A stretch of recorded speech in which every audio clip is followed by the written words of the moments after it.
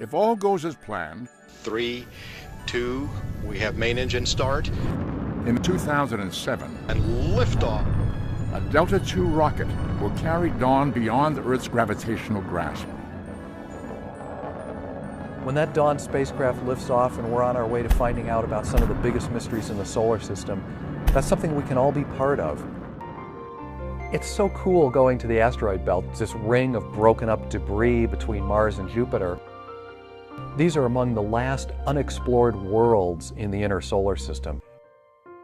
The asteroid belt is really fascinating because it's kind of like the boneyard of material that's left over from forming all these planets.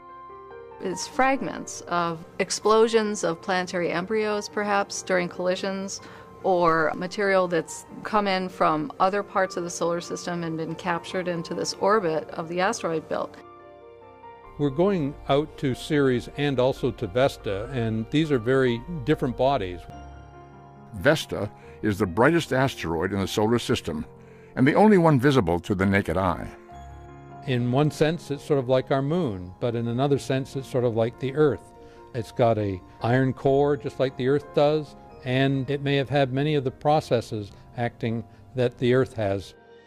The 3 science instruments on Dawn all work together to tell us about the surfaces of the body. And from that, we try to work back to, how the whole thing was put together and what happened to it. Scientists believe Ceres represents a transition from the rocky terrestrial planets of the inner solar system to the gaseous and icy worlds of the outer solar system. Ceres likely has a rocky core and a very thick ice mantle. There's even the possibility that there's liquid water under the surface of Ceres.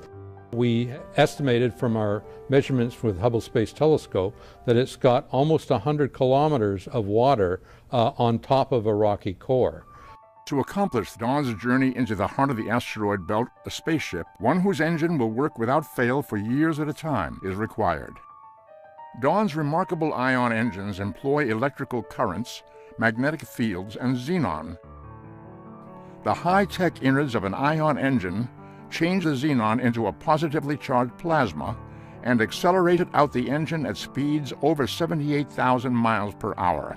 The ion engine pushes on the spacecraft about as hard as this single piece of paper pushes on my hand. But this very gentle thrust eventually builds up and allows the spacecraft to achieve very, very high speed. With the ion propulsion system, Dawn will be the first spacecraft ever to orbit 2 target bodies after leaving Earth. A mission into our distant past, a mission for the future, a mission into the heart of the asteroid belt, a mission called Dawn.